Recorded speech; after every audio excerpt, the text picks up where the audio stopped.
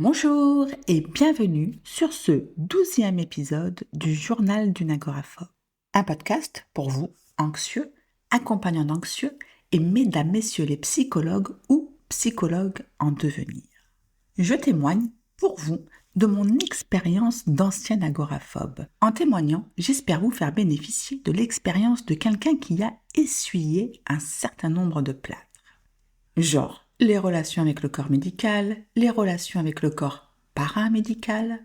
Je ne prétends pas du tout soigner. Ce n'est ni ma formation, ni mon métier. J'espère juste que mon humble expérience apporte d'une part quelques pistes pour un certain nombre d'entre vous et qu'elle contribue à une certaine libération de la parole sur un sujet qui stigmatise bien trop de personnes. La semaine dernière, nous avons abordé un outil qui se met en place plus souvent inconsciemment que consciemment, l'objet contraphobique. C'est un outil qui a des points forts, dans la mesure où il ouvre un certain nombre de portes, mais c'est également un outil qui a des points faibles, puisque la mise en place d'un objet contraphobique dans le but d'affronter une situation ne permet pas de traiter le problème de fond. Et qui dit problème de fond non traité, tout cela est expliqué plus en détail dans le 11e épisode. Si vous avez besoin de plus amples informations, je vous mets un lien vers ce dernier. Cette semaine, nous allons aborder un autre outil donné par ma psy, qui lui s'active consciemment et qui permet d'avoir une autre approche du stress ou de l'angoisse. Elle me l'a donné en mentionnant bien que c'était un outil qui avait fait l'objet de recherches scientifiques et que son efficacité est scientifiquement prouvée. Je pense que c'est le premier outil que m'a donné ma psy et c'est un outil que j'utilise encore aujourd'hui en toutes circonstances, que ce soit quand l'angoisse monte ou que ce soit quand tout va bien. C'est vraiment un outil qui permet de se recentrer. Cerise sur le gâteau, en plus d'être scientifiquement prouvé, c'est un outil à la fois simple d'utilisation et en plus gratuit. Allez, j'arrête ici le suspense et je donne le nom de cet outil. La cohérence cardiaque. La cohérence cardiaque, c'est quoi ?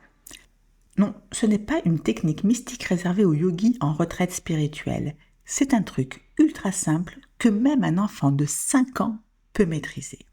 Il s'agit de respirer. Oui, c'est aussi simple que ça, mais de façon rythmée. 5 secondes d'inspiration, 5 secondes d'expiration. Et hop, on répète ça pendant 5 minutes. En gros, la cohérence cardiaque, c'est comme une petite routine de respiration qui a des effets quasi magiques, que ce soit à court terme ou à long terme. La cohérence cardiaque, comment ? Afin de respecter le rythme, le plus facile, c'est d'utiliser un support numérique. Vous tapez cohérence cardiaque sur YouTube et là, vous avez l'embarras du choix en ce qui concerne les vidéos qui vont vous permettre de respirer en rythme. Il y a également beaucoup d'applications qui permettent de mettre en place cette respiration au rythme de 5 secondes d'inspiration et 5 secondes d'expiration. Personnellement, j'utilise la version gratuite de Petit Bambou. Quels sont les effets de la cohérence cardiaque ? À court terme, nous avons 3 effets principaux. Le premier effet à court terme de la cohérence cardiaque, c'est la réduction du stress et de l'anxiété. Pendant l'exercice, 5 minutes de respiration rythmée, le système nerveux se calme, le cerveau capte le message que tout va bien et les émotions s'apaisent. Le deuxième effet de la cohérence cardiaque à court terme, c'est une meilleure concentration. En réduisant les tensions internes, les idées sont clarifiées. Donc, ça booste la capacité à se concentrer et à être plus efficace, même après une grosse journée. Le troisième effet de la cohérence cardiaque à court terme, c'est le rééquilibrage émotionnel. L'exercice de cohérence cardiaque agit sur le système nerveux autonome, favorisant une sensation de calme, presque comme si on venait de prendre une petite pause mentale. Si la cohérence cardiaque a des effets à court terme, elle en a également à long terme. À long terme, la cohérence cardiaque a 4 effets principaux.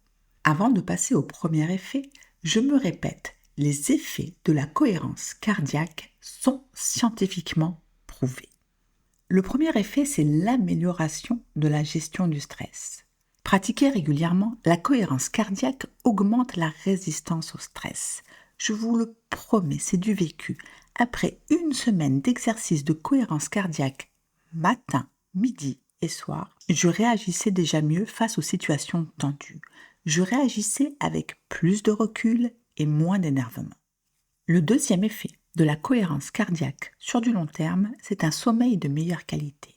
En calmant le système nerveux, la pratique aide à s'endormir plus facilement et à avoir un sommeil plus réparateur. Le troisième effet de la cohérence cardiaque sur du long terme, c'est l'équilibre émotionnel. La cohérence cardiaque permet en effet de mieux réguler les émotions, de se sentir moins débordé par l'anxiété ou la colère. Enfin, le troisième effet de la cohérence cardiaque sur du long terme, c'est le renforcement du système immunitaire. En stabilisant son corps et en réduisant les tensions chroniques, la cohérence cardiaque aide l'organisme à mieux se défendre contre les petits bobos comme les rhumes ou même mieux récupérer en cas de maladie.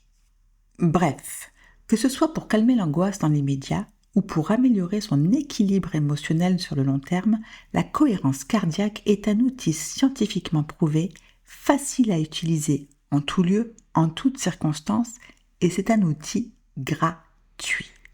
Si vous ne l'avez jamais utilisé, je vous le conseille vivement. Et de toutes les manières, qu'avez-vous à perdre ? Nous arrivons à la fin de ce 12e épisode. Avant de se quitter, j'ai juste une toute petite requête. Si cet épisode vous a aidé, ou si vous aimez ce podcast, pensez à le noter et à laisser un commentaire.